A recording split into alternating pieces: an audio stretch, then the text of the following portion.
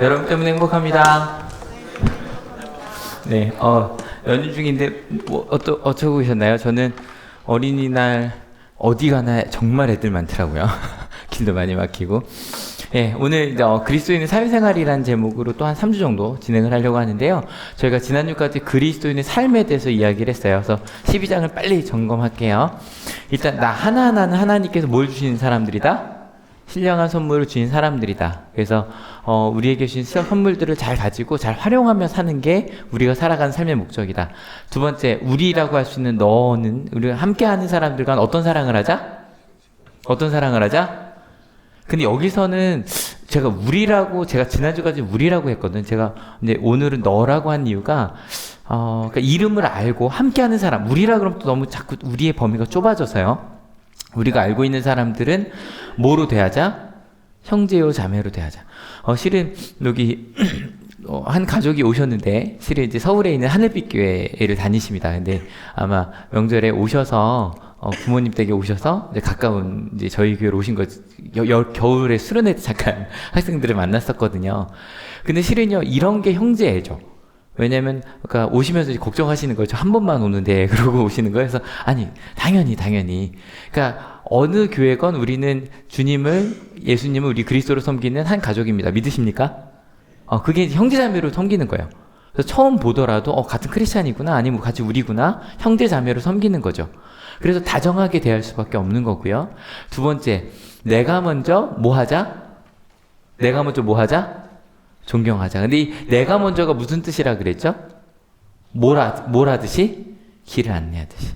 그러니까 너 왜 이렇게 살아라고 말하는 거는 솔직히 별로 소용이 없어요. 그러니까 아기를 키우면서 정말 확실해지는 것 같아요. 말로 뭐해, 치카해 하는 건 별로 소용이 없어요. 같이 하는 게 가장 중요해요.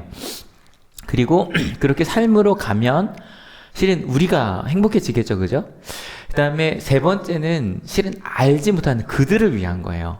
지난주에 나눴던 거였어요. 근데 그들을 만났을 때 어떻게 해라? 축복해라. 그리고 칭찬해라. 그리고 기뻐하는 사람과는 뭐 해라? 함께? 근데 우는 사람과 함께 뭐 하라? 울어라. 그리고 들보에 빠지지 않고 이제 말씀드렸으니까 그 신령한 은사들을 가지고 선한 일을 하며. 근데 선한 일이 어떤 일이다? 같이 읽어볼게요. 준비 시작. 그 일을 열심히 하며 살자. 이게 그리스도인의 삶이라는 거예요. 그래서 믿지 않는 이들에게도 아니면 신앙의 우리 후배들에게도 이렇게 가는 거야라고 길을 안내하는 신앙이 우리 그리스도인의 삶이 되어야 한다는 이야기였어요. 오늘은 여기서 조금 넓혀보려고 그래요. 사회생활이에요. 같이 한번 읽어볼게요. 준비 시작. 사람은 누구나 위에 있는 권세에 복종해야 합니다. 모든 권세는 하나님께로부터 온 것이며 이미 있는 권세들도 하나님께서 세워주신 것입니다. 근데 오늘 본문은 준비하면서도 되게 조심스러웠고요. 제 마음에서도 막 욱하는 마음들이 좀 올라와요. 여러분들도 아마 그러실 거예요. 그런 질문을 가지고 오늘 말씀을 좀 같이 나눠보려고 하는데 왜냐면 위에 있는 권세래요. 근데 여러분 이게 가끔 성경에서 위라 그러면 하늘을 얘기하잖아요. 그게 아니에요. 여기서 말하는 권세라는 단어가 특권, 힘, 능력이고요. 조금 더 구체적으로 가면 영향력을 가진 권위를 가진 사람들이고 사전상 뜻이에요. 더 깊이 가면 사법권 그리고 군주를 얘기해요. 우리 위에 있는 권세, 사법권을 가지고 있고 우리를 지도하려고 하는 사람들 말이에요. 여러분은 권세를 가지고 있으실 수도 있고 우린 다 어느 중간쯤 있거든요. 저 권세를 갖고 있기도 하고 또 권세의 아래에 있기도 하죠. 근데 그 위에 있는 권세에 복종하랍니다. 우리가 그다지 좋아하는 단어가 아니죠. 심지어는 그 위에 있는 권세들, 어떤 권세 좀 이따 하나씩 보겠지만 모든 권세가 하나님께로부터 온 거랍니다. 모든 권세가. 이 말씀을 들을 때 제가 말씀을 준비할 때 느꼈던 것처럼 여러분 마음속에 궁금함을 넘어서 말이 돼? 라는 생각이 떠오르셨으면 좋겠어요. 왜냐하면 그래야 여러분이 이 말씀을 듣고 나서 내일부터 한신이 끝나고 바로 모든 권세에 복종하라고 하셨으니까 그걸 어떻게 해야 되는지 알 수 있거든요. 근데 진짜 모든 권세가 복종할 만한가? 예를 들어 봅시다. 일단 위에 있는 권세인데 이게 이번 달이 또 가정의 달이라 부모님을 오늘은 뺄게요. 왜냐면 부모님으로 얘기하면 뭔가 좀 이야기가 흩어져요. 사회생활이기 때문에 부모님을 빼고 얘기할게요. 다음 주에 그건 어버이 주일날. 왜냐면 부모님은 위에 있는 권세라고 하긴 좀 애매한 게, 우리 학생들한테 물어볼게요. 밥을 엄마가 해요? 여러분이 해요? 여러분이 할 때가 있어요. 알아요. 예. 근데 그러면 누가 더 높아요? 그러니까 학렬상으로 집에서 누가 권세가 있어요? 엄마가 촌이 높단 말이 무슨 말인지 아시죠? 그게 누가 밥을 해요? 엄마가 밥을 한단 말이에요. 그래서 요거 좀 달라요. 가정 얘기는 다음 주에. 쉽게 갑시다. 학생들이라면 누구예요? 선생님이요. 모든 선생님에게 복종하십시오. 지금 얘기를 하고 있는 거예요. 직장인들이라면 직장 상사에게. 모든. 근데 여러분 생각해 보세요. 모든 선생님이, 모든 직장 상사가 하나님께서 주신 권세를 가진 사람들일까요? 모든 선생님이, 모든 직장 상사가, 대학생이라면 교수님? 아니면 뭐 선배는 좀 애매한 거, 선배 좀 애매한 것 같아요. 조금 더 가봅시다. 실제로 바울이 얘기하자는 건 여기까지 가자는 거거든요. 단지 그 공동체 정도가 아니라 경찰과 군인, 조금 더 가면 공무원들, 권세를 가진, 국세청은 따로 얘기하는 이유가 있어요. 뒤에 따로 얘기를 하기 때문에. 세금에 대해서. 국세청, 정부가 하늘에서 주신 권세일까요? 실은요, 이 로마서 13장은 언제 설교하느냐에 따라 설교자도 그렇고 들으시는 분들의 마음도 많이 달라요. 왜냐하면 실제로 바울이 얘기하고자 하는 게 세상 정부까지 얘기를 하는 거거든요. 근데 모르겠어요. 지금 이제 문재인 대통령이 되신 다음에 한 1년이 거의 됐어요. 5월 10일이 저기라고 하니까 이번 주가 1주년이라고 합니다. 근데 그러니까 어쨌건 딴 때보다 좀 설교를 하기 편한 때예요. 왜냐면 어쨌건 이번 주에 나온 통계에 의하면 83%가 잘하고 있다라고 했어요. 근데 83%가 잘하고 있다고 한 이 모습을 보고 여러분 중에 불편하신 분들이 있을 수 있어요. 그죠? 17%는 잘 못하고 있다고 대답을 하신 거거든요. 근데 실제 잘못하고 17%는 아니고 보통이다가 있고 잘못하고 있다가 10%더라고요. 어쨌건 지금 이 정부가 하나님이 세우신 거다라고 할 때, 만약에 목사님 그래도 이번 정부 괜찮은 것 같아요 라고 생각하시는 분들이 있다면 조금 더 이 말씀을 진지하게 받아들이기 위해서 그분들에게는, 지금 정부가 잘하고 있다고 생각하시는 분들은 2년 전에 제가 이 설교를 한다고 생각해 주세요. 2년 전에 전 대통령께서 대통령이실 때 똑같이 이 설교를 한다고 생각해 주세요. 그렇게 마음속에 지금 정부가 하나님이 세우신 거야 라고 약간 욱하는 마음을 가지고 시작을 해볼게요. 무슨 말인지 아시겠죠? 조금 더 읽어볼게요. 준비 시작. 그러므로 권세를 거역하는 사람은 하나님의 명을 거역하는 것이요, 거역하는 사람은 심판을 받게 될 것입니다. 너무 많이 나가는 것 같지 않으세요, 바울이? 지금 세상에 있는, 이거 절대 여러분 하나님의 말씀 따라 사는, 성경을 따라 사는 정부를 얘기하는 게 아닙니다, 여러분. 바울 시대에 정부가 누구였어요? 로마였습니다. 황제를 섬기는, 황제를 신이라고 섬기는. 근데 권세를 거역하는 사람은 하나님의 명을 거역하는 거랍니다. 제가 뭐 지지난주에 하나님의 말씀은이라고 말하시는 부분은 아니라 그랬죠. 이거는 바울이 얘기한 거예요. 그죠? 하지만 이런 얘기를 들을 때 이런 생각 들지 않으세요? 상황에 따라 다르지 않을까? 조금 더 가서 사람에 따라 다르지 않을까? 뭐 예를 들어서 지금 잘하고 있다가 83%지만 가장 높은 게 이제 대북 정책에 대해서 아무래도 이제 그 남북 대화한 다음에 가장 높고요. 외교 분야도 많이 높아졌어요. 전반적으로 50%가 다 넘더라고요. 딱 두 분야가 50%보다 낮아요.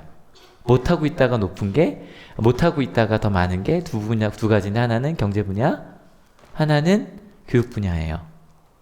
이거는 못하고 있다라고 50% 넘는 분들이 얘기를 했어요. 그래서 지금 정부를 좋아하시는 싫어하시는, 아니면 2년 전이든 우리가 생각할 때 케이스 바이 케이스라고 하잖아요. 제가 이것도 물어봤어요, 은지 선생님한테. 전에 한번 케이스 바이 케이스를 뭐 줄임말로 케케라고 제가 했다고 막 청년들이 한참 웃었거든요. 케바케라고 한다 그러더라고요. 상황에 따라, 사람에 따라, 분야에 따라 다른 게 아니냐. 근데 분명히 바울은 뭐라고 얘기했어요? 모든 권력이라고 얘기했어요.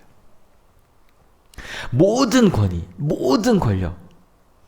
여러분, 실은 이 성경 본문이 실제로 잘못 활용된 적이 많아요, 여러분.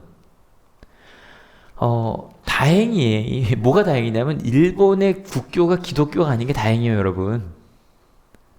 근데, 실제로 많은, 예를 들어, 인도를 들어갔던 영국이나, 많은 기독교 국가들이 식민 지배를 할 때 이 본문을 엄청 사용했어요. 성경에 권세에 복종하라고 했다.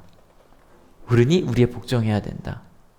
심지어는 일제시대 때 한국 교회에서도요, 실제로 그 창씨개명은 물론이고 신사참배를 한 교회가,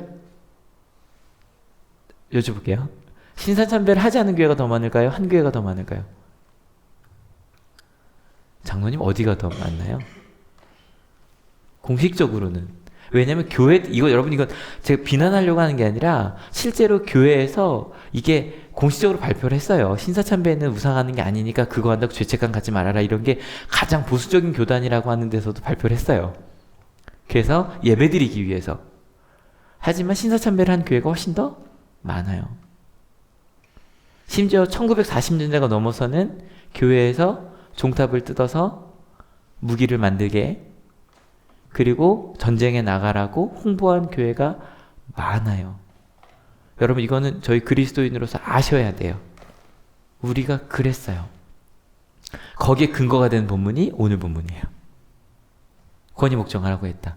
우리의 정부는 일본이다. 그러니 천황을 위해 서야 된다. 이렇게 활용이 됐었어요. 이렇게 생각하면 어떨까요? 그럼 만약에 그 정부가 기독교를 탄압해요. 여러분, 지금 중국 굉장히 전 세계를 양분하고 있는 나라지만 중국에서는 19세 이하 청소년들에게 기독교를 가르치는 게 불법입니다. 불법입니다. 중국인에게는. 그러니까 우리나라 사람이 가서 예배 드리는 건 아무 문제가 되지 않아요. 하지만 중국인에게 가르치는 건 불법입니다. 북한은 말할 것도 없겠죠. 그리고 실제로 바울도 그 로마에게서 죽임을 당했습니다. 예수님을 믿는 게 불법이었기 때문에. 여러분, 모든 권력에게 순종해야 된다는 얘기는 무슨 얘기일까요? 조금 더 가봅시다. 준비 시작. 치안관들은 좋은 일을 하는 사람에게는 두려울 것이 없고 나쁜 일을 하는 사람에게만 두려움이 듭니다. 권세를 행사하는 사람을 두려워하지 않으려거든 좋은 일을 하십시오. 그러면 그에게서 칭찬을 받을 것입니다. 근데 바울이 하는 얘기를 잘 생각해 보면 치안관들, 이렇게 생각해 봅시다. 지금의 치안관들은 누구죠? 경찰들입니다.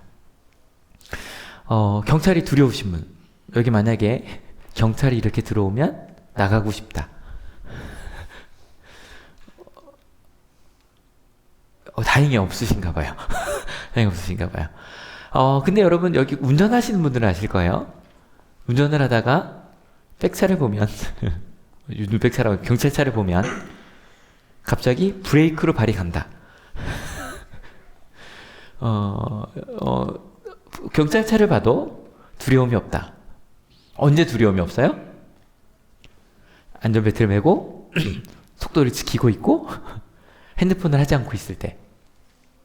무슨 말인지 아시죠? 언제 두려움이 일어요? 안전벨트를 하지 않고 있고 차에 9명을 태우고 그럴 때. 무슨 얘기인지 아시죠? 과속하고 있을 때 두려워요. 학생들께 여쭤볼게요. 학생과 선생님들이 언제 두려워요? 넥타이를 하고 있지 않을 때, 생활복을 입고 있을 때, 파마를 했을 때, 물이 들어있을 때, 무슨 말인지 아시죠? 그죠? 그럴 때 두려워요. 아닐 땐 당당하죠. 교복을 정확히 입고 안 늦었을 땐 당당히 들어갈 수 있어요. 직장 상사들이 언제 두렵죠? 항상. 하지만 좀 더 하면 하라고 한 일을 하지 않았을 때, 뭐 이게 지금 너무 이쪽으로 가는 것 같지만 실제로 바울이 얘기하자는 게 뭐냐면 대부분의 사람들이 그런 뭐 경찰관들도 마찬가지 좋은 일을 하려고 한다는 거예요. 좀 더 읽어볼게요. 여기 보면 더 분명하게 나와요. 같이 읽어볼게요. 좀 시작. 권세를 행사하는 사람은 여러분 각 사람에게 유익을 주려고 일하는 하나님의 일꾼입니다. 그러나 그대가 나쁜 일을 저지를 때에는 두려워해야 합니다. 그는 공연히 칼을 차고 있는 것이 아닙니다. 그는 하나님의 일꾼으로서 나쁜 일을 하는 자에게 하나님의 진노를 집행하는 사람입니다.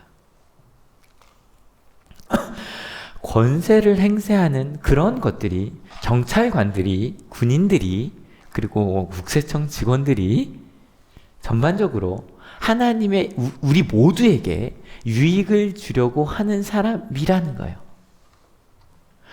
근데 여기까지 말해도 여전히 케이스 바이 케이스라고 생각하고 싶을 수도 있어요. 왜요? 어떤 사람들이 있어요? 우리 가운데 이상한 사람들이 있어요.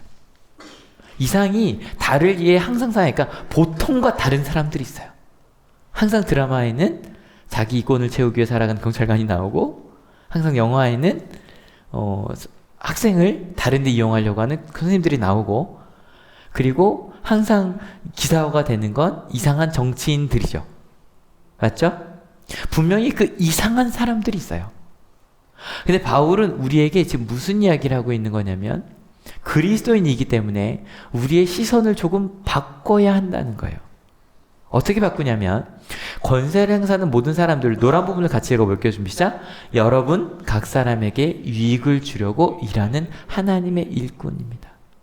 로 보라는 거예요. 우리 학생들께 부탁드릴게요. 대학생 포함해서 여러분이 만나는 모든 선생님들을 나의 유익을 위해 일하는 선생님으로 믿는 여러분 되시길 축원합니다. 사람마다 달라란 얘기가 안 나와야 합니다. 왠지 좀 이따 말씀드릴게요. 여러분 직장을 다니신다면 가끔 직장 상사가 이상한 명령을 내릴 때도 있을 겁니다. 그런데 하나님께서 우리 학교에게, 우리 직장에 보내주신 그러니까 이게 되게 이상한 게 우리나라만 있는 법이 하나가 있어요. 배임이라는 법이에요. 배임이 뭐죠?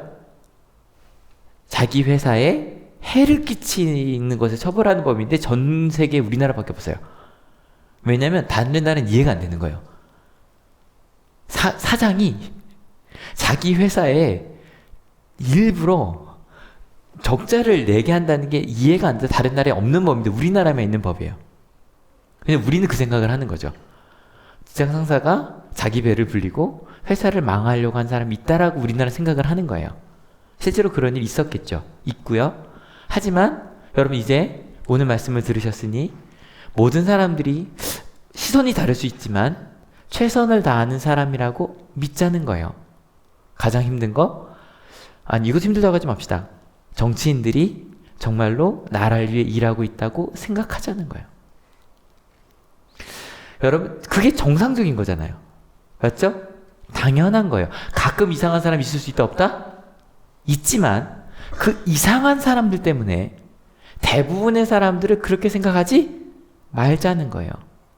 그리고 하나님께서 우리 가운데 심지어는 교회만이 아니라 믿지 않는 사람들만이 아니라 모든 이 땅의 권세까지도 하나님께서 그렇게 이끌고 계시다고 믿자는 거예요. 왜냐면 여러분 학교에서 선생님이 학생을 정말 그렇게 생각한다고 합시다.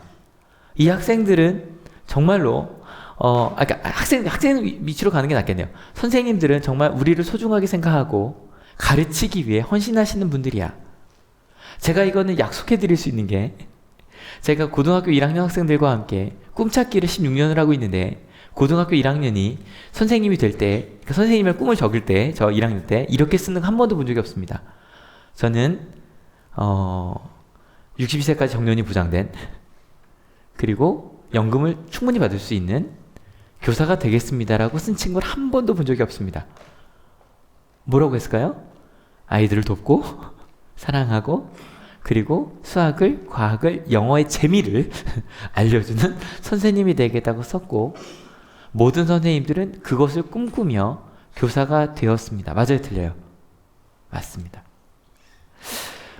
선생님들께도 부탁드립니다. 모든 학생들은 성장하고 싶어하고, 공부가 다는 아니지만 실은 공부도 잘하고 싶어하고, 그리고 행복하고 싶어하는 사람들입니다. 믿으십니까? 학교니까 실은 여기 한올이 아닌 데서 일하는 선생님들도 계셔서, 한올은 정말 이 문제가 좀 거의 없다고 보는데, 다른 데서는 행정실이랑 교무실이랑 싸우는 게 되게 많거든요. 그럼 들으시죠, 그죠? 근데 정말로 우리 행정실은 학생들과 선생님들이 좋은 교육 활동을 할 수 있도록 최선을 다해 노력하고 계십니다. 맞죠? 저는요, 솔직히 딴 데서 궁금해요. 그러니까 막 목사님, 이 아이가 지금 학비를 못 내고 있는데 혹시 줄 그 등록금이 있냐고 행정실에서 연락 오는 학교가 있는지가 궁금해요. 행정실에서 학생들이 너무 어려운 걸 너무너무 잘하셔서 도와달라고. 그런 다른 학교라도 관리자분들, 교장선생님, 교감 선생님은 정말로 교육의 꿈을 가지고 가고 있는 곳입니다. 열심히 일하고 계시고 그렇게 최선을 다하고 계십니다. 믿으십니까? 여러분 계신 모든 곳에서 그렇게 우리 모두가 하나님의 뜻을 가고 있다고 믿으라는 거예요. 그렇게 행동하라는 거예요. 지금 여러분 눈빛 속에 꼭 정말요? 라는 표정이 보이지만 좀 더 갑시다. 같이 읽어볼게요. 준비 시작. 그러므로 진노를 두려워해서만이 아니라 양심을 생각해서라도 복종해야 됩니다.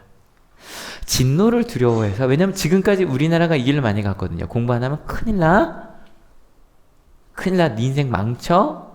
교회도 그래서 왔죠? 벌 받아? 지옥 가? 아니면 회사에서 열심히 못하면 진급하지 못해? 그게 아니라 그 길로 가지 말고 양심, 영어로 커먼센스거든요. 뭐예요? 공통된 지각이라고 이제 번역이 돼 있는데, 우리가 지난주에 했던 거예요. 같이 읽어볼게요. 준비 시작. 모든 사람이 선하다고 생각하는 일, 누가 봐도 그게 옳은 일이라면 그 일을 하자는 거예요. 그리고 쭉 길게 설명합니다. 같이 읽어볼게요. 준비 시작. 같은 이유로 여러분 또한 조세를 바칩니다. 그들은 하나님의 일꾼으로서 바로 이 일을 하는 데 힘쓰고 있습니다. 여러분은 모든 사람에게 의무를 다하십시오.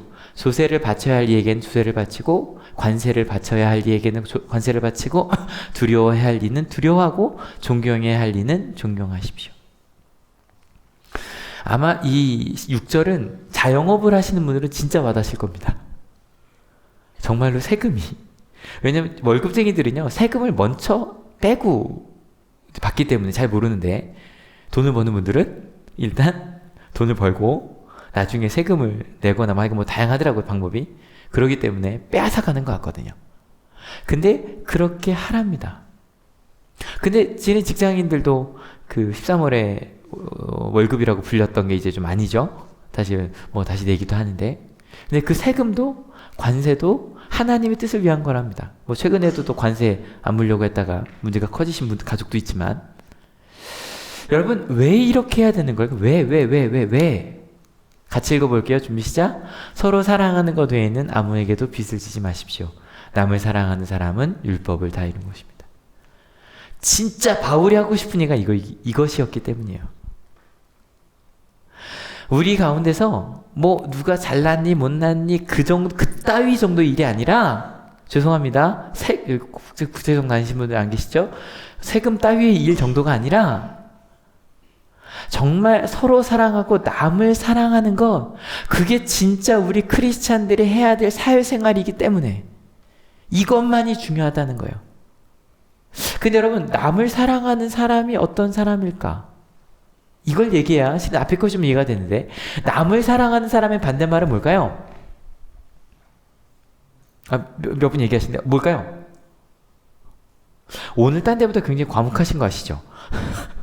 저 어릴 때부터 마음이 여리고 착하고 소심해서 질문에 대답하는 상처받습니다. 좀 고민이 되시고 오늘은 마음속에 많이, 남을 사랑하는 사람의 반대말은 뭘까요? 남을 싫어하는 사람? 또 그것도 가능하겠네요. 또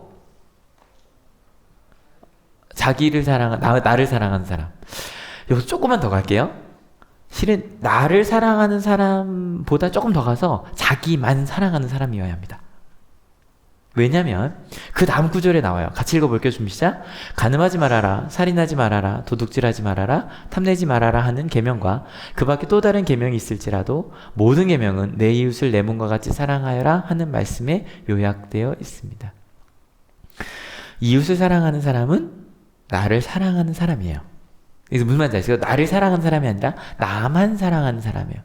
그러면 나만 사랑하는 사람과 남을 사랑하는 사람은 어떤 차이가 있을까? 또 루터의 도움을 좀 받을게요. 루터가 참 대단한 사람이 500년 전 얘기인데 제가 설명할 필요가 없어요. 같이 읽어볼게요. 준비 시작. 돈이나 명예, 학식, 힘을 가지고 있거나 호감이 가고 편안한 이웃을 사랑하고 가난하고 비천하고 무지하고 밉살스럽고 유순하고 촌스러운 이웃을 사랑하지 않는다면 그것은 명백히 위선적인 사랑이 될 것이다. 그런 사람은 이웃을 그 자체로 사랑하는 것이 아니라 그 이웃이 소유하고 있는 것 때문에 사랑하는 것이므로 그것은 내 자신과 같이 사랑하라는 것이 아니라 자기 자신의 이익을 따라 사랑하는 것이기 때문이다. 좀만 더 설명할까요? 이제 가끔 드는 예죠. 소개팅을 나가셨습니다. 자녀가 소개팅을 했답니다. 근데 그 내가 만난 사람이 자녀가 소개팅 받은 사람이 연봉이 1억이랍니다. 괜찮죠?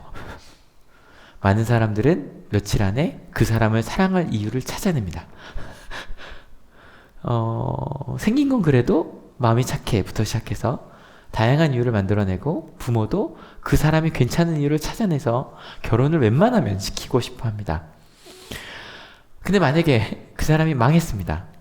1억이 사라졌습니다. 그래도 사랑하면 사랑하는 것 같습니다. 1억이 사라졌는데 갑자기 사랑하는 마음이 같이 사라진다면 뭐 그 사람의 능력도 그 사람 중에 하나지만 그 능력을 조금 더 사랑한 겁니다. 루터는 1억이라고 말하지 않고 뭐라고 말하냐면 이렇게 말합니다. 본인이 하찮은 사람이라도 모르겠어요. 본인을 하찮음이라고 생각하는 사람이 있는지 본인이 하찮은 사람이라도 자기를 사랑하기 때문에 만약에 하찮은 사람이라고 그 사람을 사랑하지 않는다면 자신처럼 사랑하라는 계명은 지키지 않은 거다라고 말합니다. 실은 오늘 말씀 여기서 끝내도 됩니다. 왜냐하면 그리스도인의 사회생활에 대해서 다 말씀드렸기 때문입니다. 같이 읽어볼까요? 준비 시작. 자기 몸처럼 다른 사람을 사랑하자. 근데 실은 아직 마음속 해결이 안 된 건 어떻게 왜 그래야 되냐는 거죠. 근데 실은요 어떻게 사랑하자는 얘기도 다 했습니다. 근데 우리가 많이 어떻게라고 할 때 하나님의 사랑처럼 사랑하자 그럴 때 가장 많이 예를 드는 게 누구죠? 부모님입니다. 근데 여러분 이거 조심합시다. 부모도 자기만 사랑할 수 있습니다. 부모도. 언제 그러냐면 부모님도 여쭤볼게요. 언제 화가 나세요? 언제 자녀를 혼내세요? 언제 혼내세요? 예를 들어주세요. 나는 정말 이럴 때 난 아이를 혼낸다. 내 아이가 사람을 죽였다. 그래서 혼냈다. 너무 넘어갔죠? 언제 혼내세요?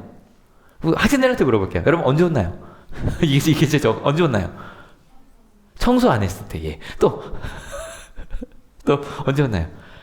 숙제 안 했을 때, 또 언제 혼나요? 부모님한테. 일찍 안 잘 때. 몇 학년이죠 지금? 중1입니다. 그죠? 중1이죠? 중2? 중2입니다. 중2인데도 일찍 앉아서 혼납니다. 실은 이렇게 생각을 해볼게요. 어른들께 여쭤볼게요. 일찍 앉아는 건 큰 죄죠. 몇 시에 혼났어요? 몇 시에 안 잔다고 혼났어요? 몇 시였어요? 혼난 게? 새벽 2시. 새벽 2시. 좀 고민이 된다. 새벽 2시. 만약에, 본인 느껴줄게요. 새벽 2시가 만약에 시험 기간이었다고 합시다.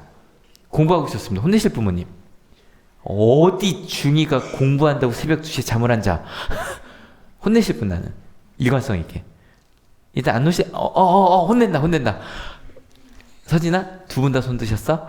아셨지? 나중에, 실은 무슨 얘기를 하자는지 아실 거예요. 실은 우리가 가끔 화를 낼 때 언제 화가 나냐면 어머니들은 막 더 놀자고 막 하면 화가 나요. 왜냐면 내가 쉬고 싶거든요. 내 마음이 안 들 때 화를 냅니다. 맞아요? 틀려요? 아닐 수도 있지만 이때도 많아요. 내가 세운 것들이 있어요. 거기는 안 되면 화를 내요. 죄송하지만 그게 내 마음과 다르고 내 경험과 달라서 화를 낸 거라면 나 때문일 수 있어요. 제가 가끔 부모 교육을 가면 제일 많이 묻는 게 아이들 핸드폰에 대해서 많이 물어요. 어떻게 하면 좋으냐고. 그거 제가 말하죠. 핸드폰 내주시냐고. 그럼 애가 좋아한대요. 제가 그러죠. 틀리셨어요. 핸드폰 내주셨어요? 왜 줬어요? 저 알아요. 제가 편하려고요. 일하려고요. 쉬고 싶어서 줬어요. 그리고 나서 애가 좋아서 한다고 얘기를 해요. 아니에요. 우리가 편해서 준 거예요. 실은요, 그렇게 되면 문제가 쉬워져요. 아이한테 얘기할 때, 얘야, 전 지한테 꼭 얘기해요. 지한아, 나 지금부터 이 일을 해야 돼서 너에게 이걸 보여줄 거야. 내가 편하려고 주는 거야. 나중에 애가 핸드폰을 한참 좋아할 때가 있어. 지금은 실은 저희랑 노는 걸 더 좋아해요. 핸드폰보다 솔직히. 내가 더 재밌게 놀아줄게. 그럼 놀아요. 모르죠. 시간 지나면 바뀔 수 있죠. 실은요, 우리는 가끔 착각하는 게 부모의 사랑하라 그럴 때 오해할 수 있는 거, 이런 부분 때문에. 저희 요즘 손으로 묵상 기도에 대한 내용이에요. 그래서 정말 다 하고 계시죠. 근데 좀 어려우실 거예요. 왜냐면 이게 꾸준히 읽는 것보다 띄엄띄엄 가 있어서. 그래서 딴 때보다 제가 원드라이브에 올리는 거 좀 다운받아서 들어보시면 좀 도움이 되실 거죠. 전후를 좀 읽어보셔야 되는데, 금요일 본문에 너무 재밌는 본문이 있었어요. 시편 50편 21절이었는데 같이 한번 읽어볼게요. 좀 시작. 너희는 틀림없이 내가 너희와 같은 줄로 잘못 생각하는구나. 기도에 대한 건데, 시편 50편에 이 말이 왜 나오냐면, 하나님이 그러시는 거예요. 우리가 뭘 좋아해요? 우리는 뇌물을 주면, 그러니까 그런 거 있잖아요. 일단 밥부터 먹이라고. 밥을 먹이면 그 다음부터 노을 안 한대요. 사람들이 잘. 그래서 실은 김영란법이 생긴 거거든요. 그거 하지 말라고. 근데 우리가 그렇기 때문에 하나님도 우리가 뇌물을 드리면 뭐예요? 헌금을 드리고 예배를 잘 나오고 하면 더 큰 축복을 줄 거라고 착각을 한다는 거죠. 시편 50편에는 예배도 잘 드리고 말도 잘하는 사람이 그렇게 살지 않는 것에서 화내시는 이야기가 나오거든요. 내가 정말 그런 걸 원하겠느냐? 하나님의 사랑은 그런 거 아니라는 거예요. 하나님의 사랑은 하나님만 사랑하셔서 하나님께서 원하시는 일을 하면, 그러니까 하나님 기준에서만 가시는 것이 아니라 하나님은 정말 우리를 존재 그대로 있는 모습 그대로 사랑하시는 분이십니다. 믿으십니까? 여러분, 이게 뭔지를 우리가 정확히 알아야 돼요. 가끔 우리가 하나님께 무언가를 드려서 내가 더 큰 축복을 받을 거다? 그게 아니라는 거죠. 여러분, 예수님의 십자가도 마찬가지죠. 예수님의 십자가는 어때요? 여러분께서 하나님께 드린 헌금에 만들어서 더 아프게 돌아가셨죠? 아니라니까요. 우리가 원수 되었을 때 우리를 위해 죽으셨다니까요. 믿으십니까? 조건과 상관없다니까요. 여러분, 오늘 이제 어린이 주일이란 말이에요. 지금 저희 아들 열심히 막 운동하고 좀 이따 올 텐데. 여러분, 부모님들 여쭤볼게요. 아이를 왜 사랑하세요? 우리 아이들 했던 얘기 반대라고 할까요? 일찍 자면 사랑하시고, 청소를 하면 사랑하시고, 공부를 하면 사랑하시고, 숙제를 하면 사랑하시죠? 아니라니까요. 우린 자녀를 왜 사랑해요? 존재만으로. 맞죠?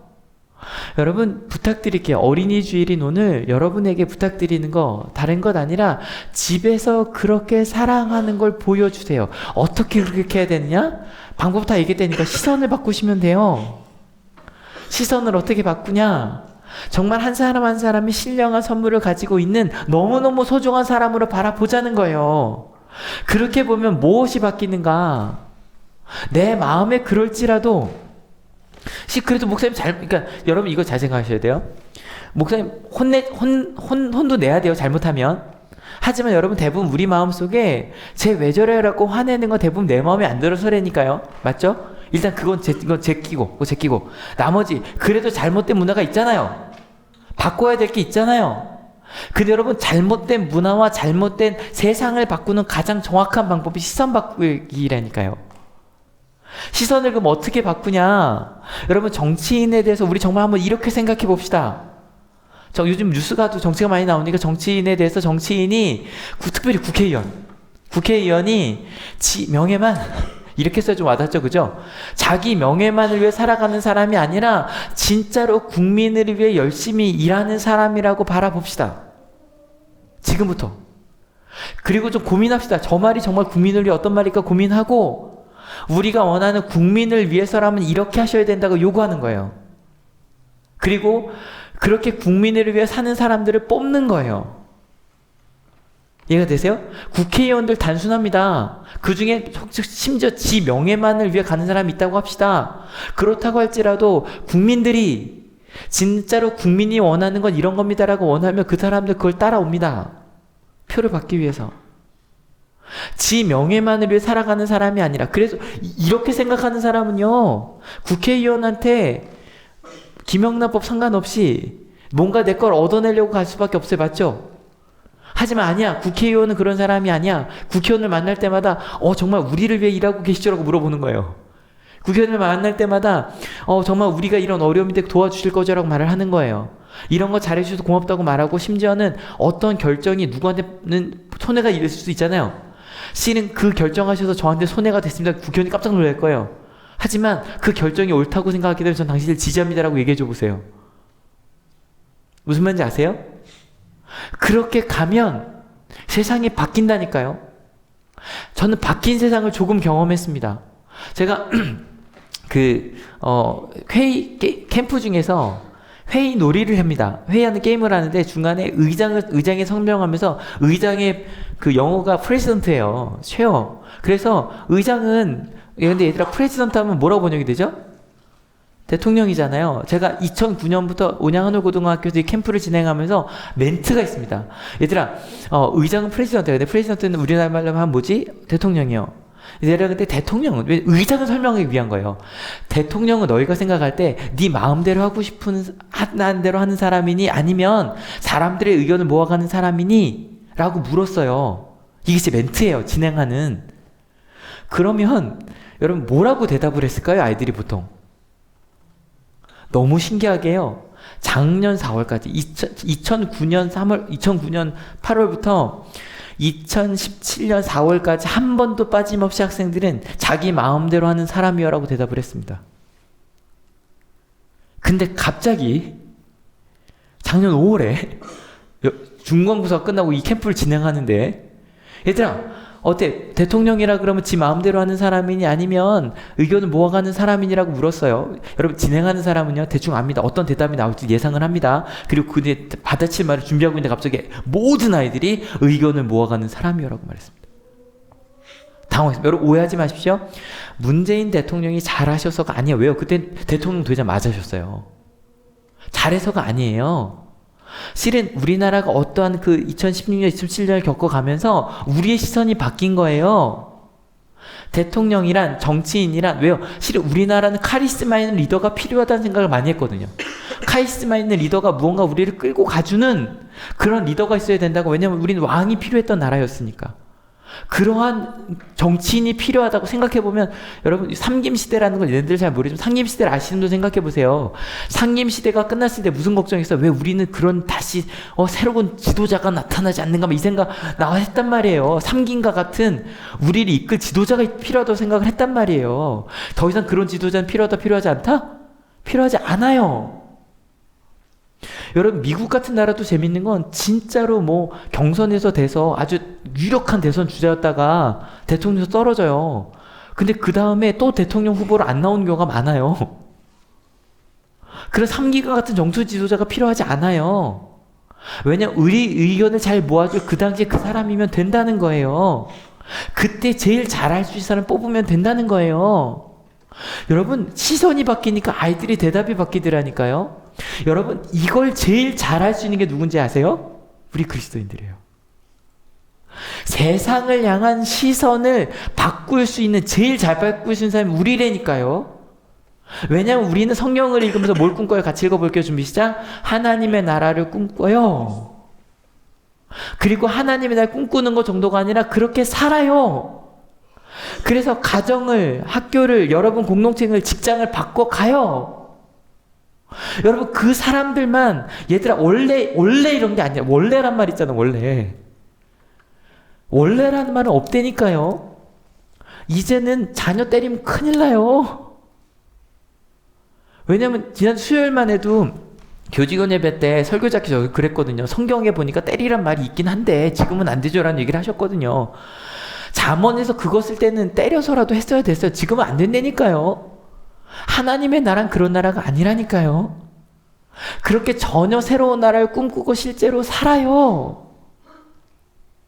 그 사람들이 세상에게 알려줘야 돼요. 학교는 이런 거라고, 직장은 이런 거라고, 세상은 이런 거라고 알려줘야 돼요. 지난주 금요일날 정말 막 너무 행복한 얘기를 되게 많이 들었는데 그 중에 하나가 이거였어요. 다른 학교 선생님이 얘기하시는 거예요. 목사님, 한올 졸업생인 다른 선생님을 알아요. 젊은 선생님인데 이런 얘기를 하더라는 거예요. 한올을 나왔는데 그 친구 불교래요. 불교인데 한올에 가서 기독교가 이렇게 좋은 거구나 라고 꿈꾸게 됐고, 지금 자기 선생님인데 한올 같은 학교를 만들기에 꿈꾼다고 자기한테 얘기해 준 걸 목사님한테 꼭 전해주고 싶었어요 얘기하시는 거예요. 여러분, 그게 얼마나 가슴 뛰는 얘기인지 아시죠? 여러분, 이런 것들을 꿈꾸면요 권세 따위엔 복종할 수 있다니까요. 그게 중요한 게 아니니까 열심히 일하고 세금도 잘 내고 관세도 잘 내고 그리고 내게 주신 거 성장하면서 가요. 그러면서 진짜 해야 될 일을 하면 살아요. 같이 읽어볼게요. 좀 시작. 내 몸처럼 다른 사람을 사랑하며 살아요. 그게 삶의 목적이 되는 거예요. 그랬더니 같이 읽어볼게요. 준비 시작. 사랑은 이웃에게 해를 입히지 않습니다. 그러므로 사랑은 완성입니다. 율법의 완성 뭐예요? 하나님의 나라가 진짜로 이루어진다는 거예요. 여러분, 오늘 여러분에게 단순하게 두 가지를 알려드렸어요. 그리스도인의 사회생활 두 가지만 하시면 돼요. 첫 번째 뭘 바꾸자? 시선을 바꾸자. 여러분, 진짜 이 얘기를 저희가 올 한해 제일 많이 했어요. 옆에 있는 분들을 바라봐 주세요. 우리 한올 가족들, 또 우리 가족들 서로 바라봐 주세요. 바라보시고 진짜 하나님이 너무너무 사랑하시고 내가 볼 때 혹시 부족한 게 보이더라도 하나님의 눈에는 너무너무 소중한 사람이라고 손잡고 정말 지긋하게 해줘. 사랑해 한번 얘기해 주세요. 시작. 사랑해. 넌 소중해. 여러분, 이걸요 우리끼리만이 아니라 내일 모레부터도 학교 가실 거 아니에요. 직장 가실 거 아니에요. 가셔서 볼 때 교수님들을 그런 눈으로 바라봐줘요. 그리고요 가서 요구하시라니까요. 선생님, 저는 선생님이 이렇게 공평하실 거라고 봐요. 저희를 위해 최선을 다해주셔서 감사해요. 그러니까 저희를 위해서 이런 것도 해주세요. 요구하세요. 얘기를 하세요. 감사하다고 표현하시고. 무슨 말인지 아시죠? 그렇게 하나님의 나라를 꿈꾸는 사람은, 심지어는 저는 이거 볼 때 되게 루터는 뭐라고 말하나 되게 궁금했어요. 루터는 그 당시 교황이 틀렸다 그러고 나온 사람이잖아요. 근데 루터도 무슨 얘기를 하냐면, 내가 이 말을 할 수 있었던 건 내게 국가에서 성경 박사라고 하는 권위를 주었기 때문이다. 성경 박사로서 그들이 성경을 잘못 해석했다고 난 이야기를 한 거다. 무슨 말인지 아시죠? 그리고 실제 루터도 나오려고 한 게 아니거든요. 그 안에서 우리 바꿔보자고 얘기 시작했던 거거든요.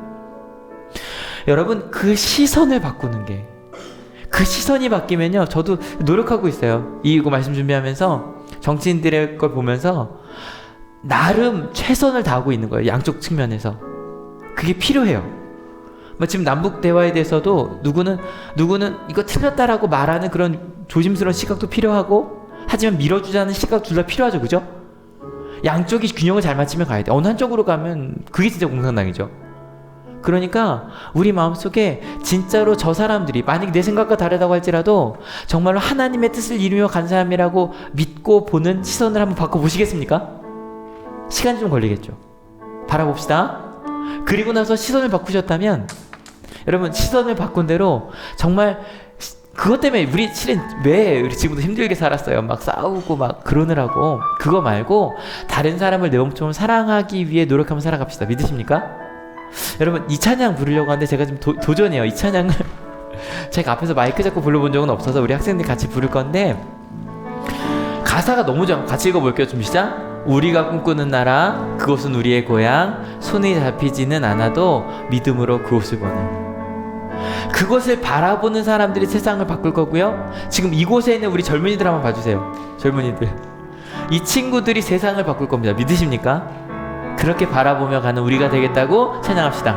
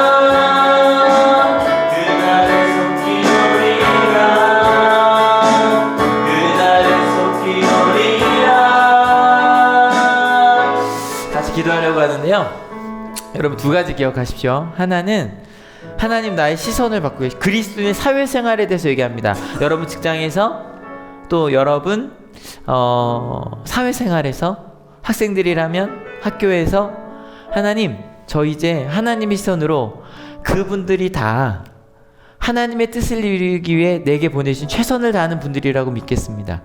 그리고 실은 여러분 하나님의 나라 그 사랑을 전하기 위해 살아가는 우리에게는요 여러분 규칙 지킵시다. 그게 뭐 얼마나 대단하다고요. 그리고 존경합시다. 그리고 진짜 내 몸처럼 사랑하게 우리 한번 살아가 봅시다. 그렇게 나의 시선을 바꾸고 내 몸을 사랑하게 살아가겠노라고 우리 같이 결단하며 같이 기도합니다. 같이 기도하시겠습니다.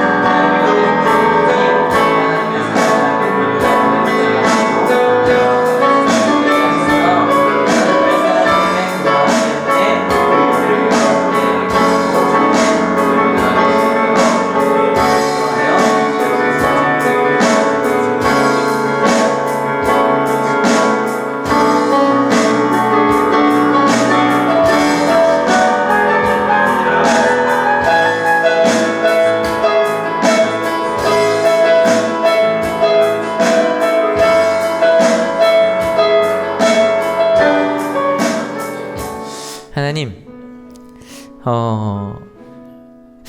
여러 가지 생각을 가지며 말씀을 준비했고요. 또 말씀을 나눴습니다. 정말 우리가 집중하고 최선을 다해야 될 것이 무엇인지 잊지 않는 저희들 되게 하시고 서로 사랑하기 위하여 살아가는 그리고 이제 우리가 만나는 모든 사람들을 이상한 사람들을 일반화시키지 아니하고 정말 하나님께서 내게 주신 사람들로 믿고 존경하며 사는 저희가 되기로 결단합니다. 저희가 함께 성만찬을 대하려고 합니다. 주님께서 저에게 성만찬을 예비해 주신 이유도 끊임없이 그 결단을 하라고 서로를 존경하고 하나님의 자녀임을 고백하라고 마련해 주신 이 성만찬. 하나님 이 성만찬을 통해 우리가 다시 한번 하나됨을 경험하는 저희 모두 되게 하여 주시옵소서. 감사합니다. 예수 그리스도 이름으로 기도했습니다. 아멘.